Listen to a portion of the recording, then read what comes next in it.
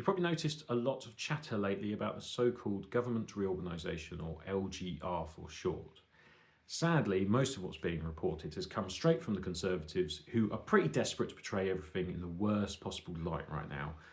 It's kind of obvious why. They're in the opposition. They lost big in May. They're trying to claw back some credibility. Fine. They deserve a voice.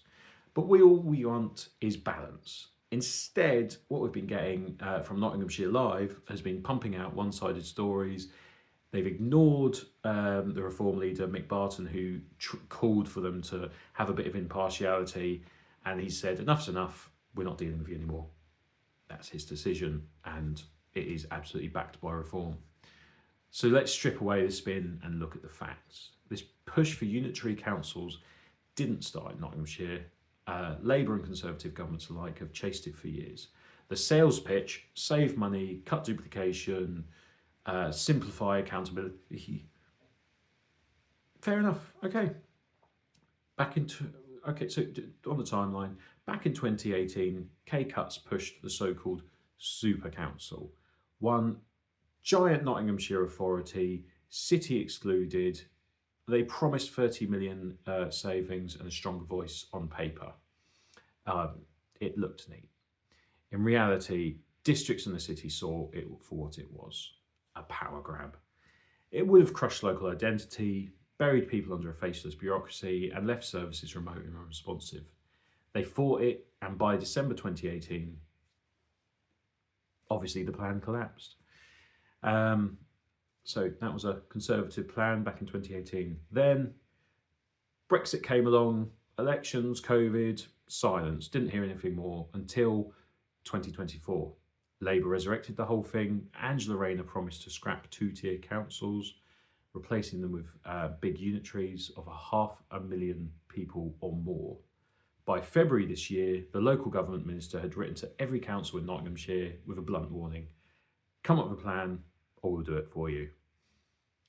So the timetable was locked in. Draft ideas by March 2025, full proposals by November, government decision in 2026, and all new councils in place by April 2028. Tight timeline, needs sorting.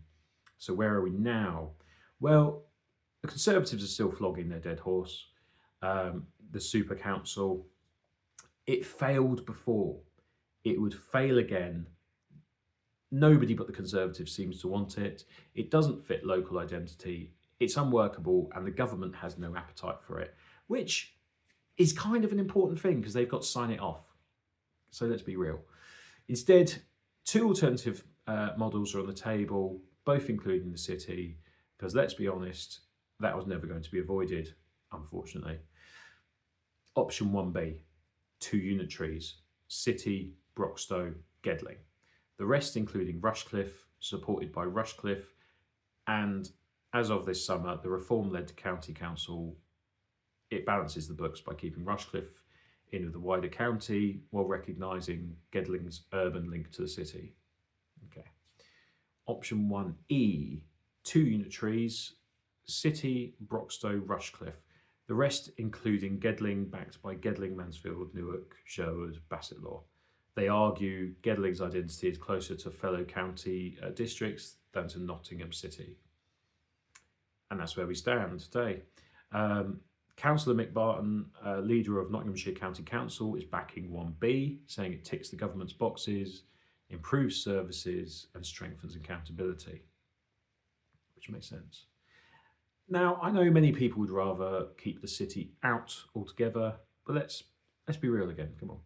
That was never on the cards. Nottingham City is bursting at the seams. Labour are, well, they seem pretty desperate to extend their influence. And any plan that ignored the city would have been thrown out immediately, unfortunately. But here we are. And here's the crucial point.